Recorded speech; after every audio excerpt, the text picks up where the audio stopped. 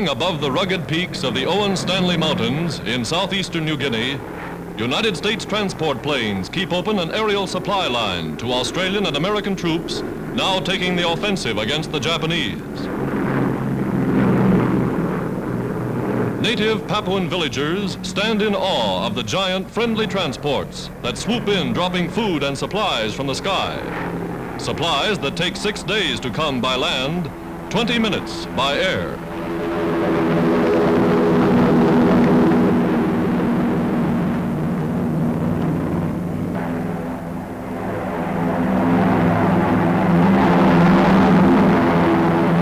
Here are rare pictures of war as it's fought in the jungle.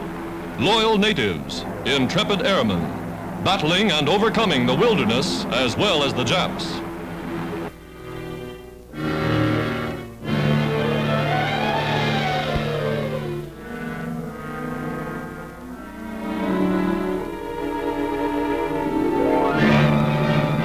A clean rifle may mean life or death in the jungle.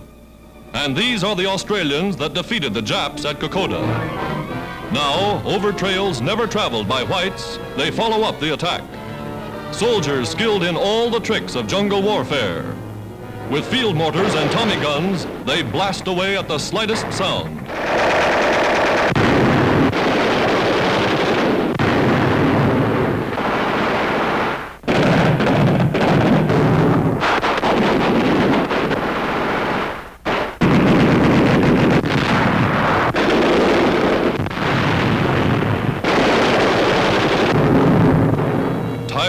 And weary, veterans return from the front for a short and well-earned rest at an advance outpost. The devotion of New Guinea natives to the Allied cause has been a tremendous advantage. Toiling over rough mountain paths, carriers bring back the wounded over a terrain no motor car could ever penetrate. Vividly, dramatically, these scenes bring home a picture of the incredible odds against which United Nations forces are fighting and winning in the South Pacific.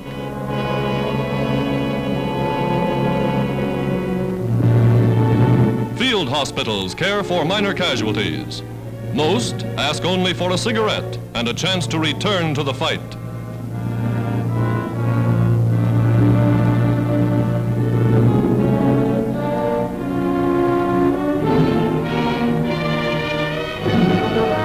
Men under the command of Australia's General Sir Thomas Blamey.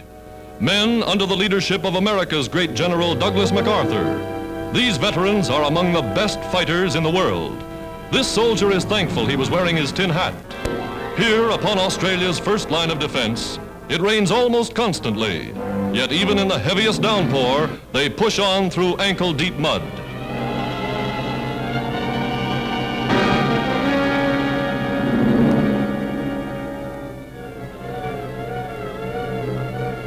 Only 100 miles from the mainland, they're keeping the Japs on the move. Strategic spearhead of the United Nations offensive in the South Pacific.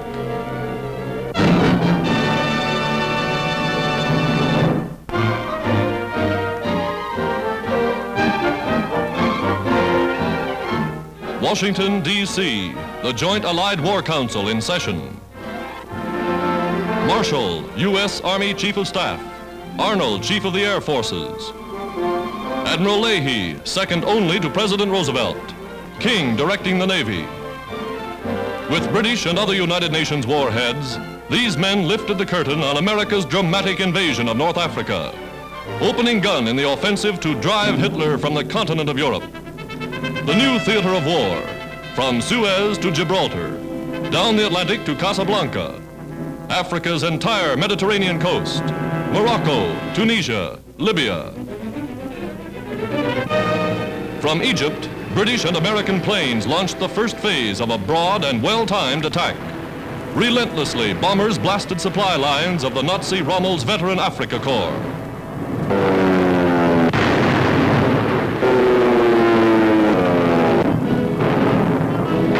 Then, seasoned British Imperials and Colonials, their ranks augmented with French American reinforcements and American tanks, blazed across the desert in pursuit. Rommel was in retreat. Axis prisoners on the road back. For miles, columns of Rommel's shattered army streamed to the rear. Entire divisions of battalions abandoned by the Nazis as they fled.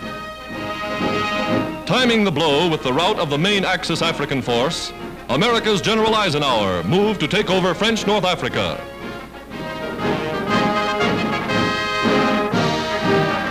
Directing the air arm, Doolittle, leader of United States raids on Tokyo. From the White House, President Roosevelt made history with a momentous announcement, assuring Frenchmen that America is fighting their enemy. His message in French was broadcast by shortwave. Nous arrivons parmi vous seulement pour écraser et pour anéantir vos ennemis. Croyez-nous bien, nous ne voulons vous faire aucun mal. Rendez-vous concours où vous pouvez, mes amis, et nous verrons revenir le jour glorieux quand la liberté et la paix régneront de nouveau dans le monde. Vive la France éternelle!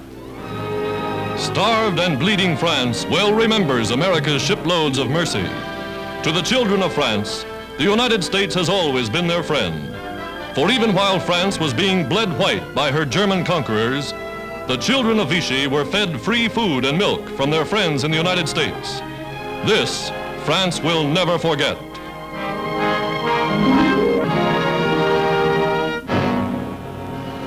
From Gibraltar, United Nations rendezvous, came news of America's first great liberating stroke. Nazi Germany noted with grave concern the concentration of a powerful Allied striking force.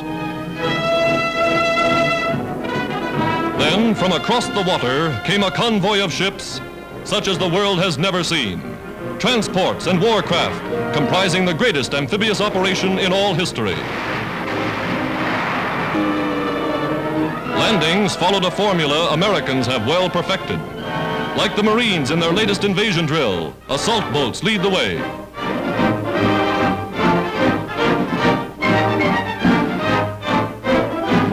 Tanks rolled ashore under their own power.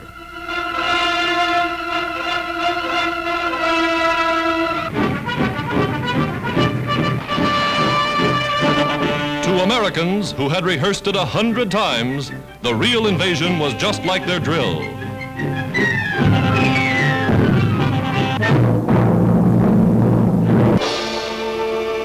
Algiers, Mediterranean key to French North Africa, was showered from the air with leaflets calling on the people to aid the Americans in the fight against the common foe. After a token defense, armed resistance ceased. Oran was encircled. Casablanca fell. Crack units of French colonials, Arabs, Berbers, Senegalese, pledged allegiance to France's great general Henri Giraud when he landed in Africa after his escape from the Nazis. Under brave General Giraud, France's African legions have within their power the greatest opportunity of the war to strike a decisive blow for the freedom of France.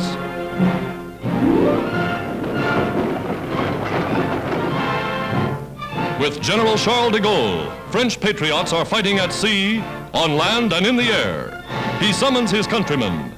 Rise, every one of you. Help our allies. The great hour of liberation has come.